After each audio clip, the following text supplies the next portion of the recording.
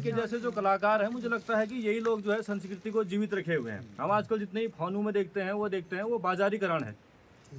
वो इसलिए है क्योंकि हम ये देखते हैं कि वो लोग बाहर बड़े शहरों में, दिल्ली, हल्द्वानी या फिर देहरादून में रह के उसका प्रसार प्रसार कर रहे हैं। उनको केवल अपना ही फायदा होता है उनका, लेकिन ये अपने स्वार्थ सुखाय के लिए करते हैं। इनको ये नहीं होता है कि मतलब मुझे इससे फायदा मिलेगा, ये मिलेगा।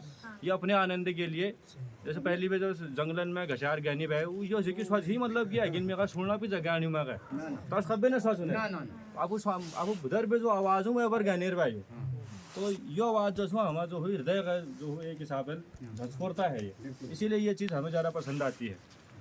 तो मैं पुष्पा करूँगा जी से अनुरोध करूँगा कि कुछ न्योली और उसके बाद कुछ छपेली और उसके बाद सांसरी के कुछ अंश हमें सुनाए जी। ये बात गा देते हैं, ऐसे मुर्गे गाएंगे। ना ठीक है, ठीक है, बढ़िया है। वो ठीक हो रहा है, ठीक है।